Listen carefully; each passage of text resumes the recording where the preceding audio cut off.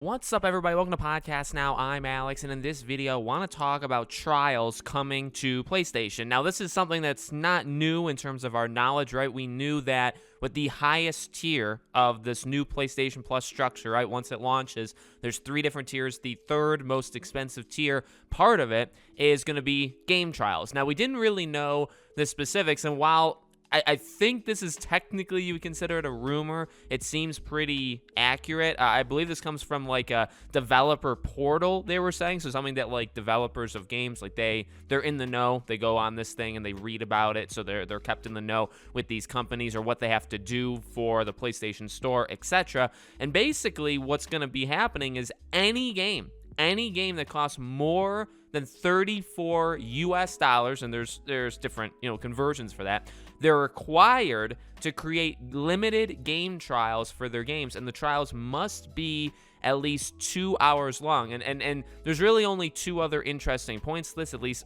maybe 3. Number 1, these are not retroactive, so this is not any game that's already come out. So if a game came out yesterday, it doesn't count. If a game came out a year ago, it doesn't count. So it's only future games, and it doesn't apply to any PlayStation VR titles. Okay, so that's 1. Number 2 is you have up till 3 months after the game is launched to put up this trial. So you could theoretically, release a game today, 3 months later, put up a trial. And the final thing is the trials need to be available for 12 months. For 1 year, you put it on, and then it's up for an entire year. Now, my thoughts on that real quickly. Well, number 1, I am generally, and I said this even when the PlayStation Plus, subscriber tier things came out, I am a fan of, I think it's a good idea. I think trials are nice. I think they are about the best sweet spot that Sony can get if they don't want to go as far as putting games day one on, like a Game Pass. So Halo comes out day one, it's on Game Pass. PlayStation, you have God of War. They're never going to do that, but what is the best thing I guess Sony can do without doing that? They can do this. They can say, okay, well, you have to do 2 hours. Now, the thing is this, though. While it's, and this could be controversial, I'm not really sure. While it sounds good, and I think it is good for, quite a few different games, many different genres, different scales of games, this becomes a little bit of a problem, for certain games that probably are like $35 to $40. Because when you think about it, the first game I thought of, and again, this is not retroactive, so it doesn't count, but this is a really good example, in my opinion, and it just came out, somewhat recently, Kena, Bridge of Spirits, okay?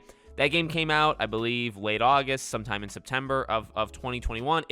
I love the game. It was a really, really good game. It was one of my favorite games of last year. The game was, I believe, $40, and the game's length, if you casually went through it, and I died quite a few times, the game was challenging, would maybe take you 5 hours max, maybe 6 if you bleed it dry. So, but I would say you could go through it comfortably at 4 to 5 hours. So, why do I bring that up? Well, it should be obvious. You have to do, if you're $34 or more, or over 34, so that would apply because Kena is 40.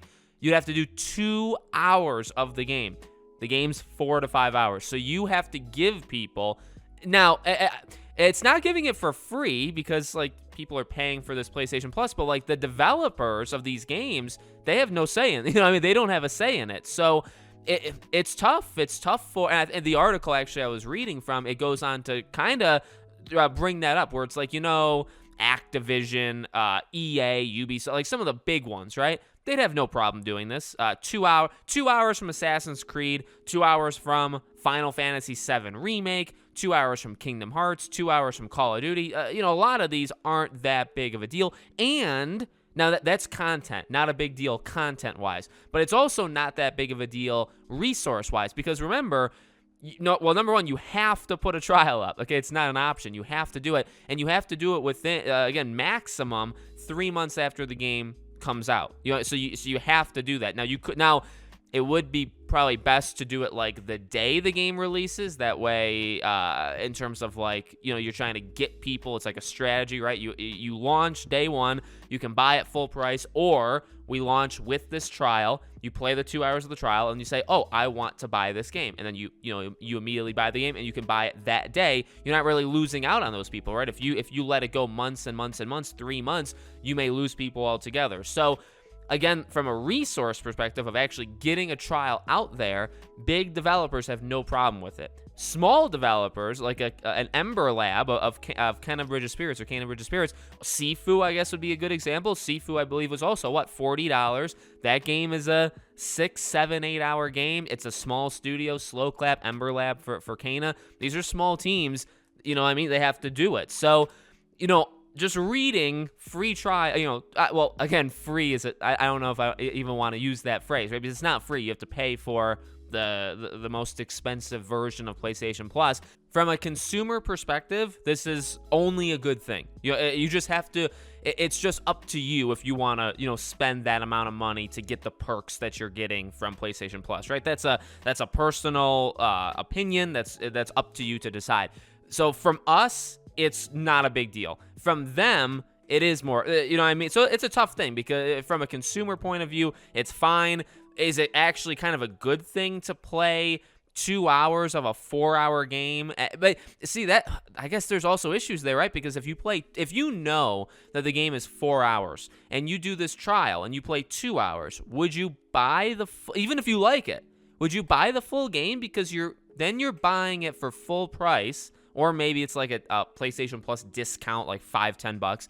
So you have to pay at full price, $40 to play the next 2 hours. So it actually maybe hurts. I don't know. I mean, different people. I guess you could argue the reverse and say, well, if you played it those 2 hours and you absolutely adored it to the point that you would consider buying it, then you really like it. You'd probably want to see where the game goes. I get it. You could definitely make that other point, but maybe you're not. Maybe it's almost like a rental. Well, a trial is literally what it's called, right? But like a rental where it's like, well, I don't need to play the full game. I can literally play the first 2 hours or 2 hours in general. That's another thing, right? It doesn't have to be the beginning 2 hours. So if it's a story game, they don't have to give it to you from the beginning. I imagine they would. That makes the most sense, but it doesn't have to happen like that, right? So it'll be interesting to see. It'll be interesting to see if that upsets developers, if that actually helps them or hurts them, right? Again, if people decide, well, I actually don't need to buy it because I just played 2 hours out of 4 or 5 hours.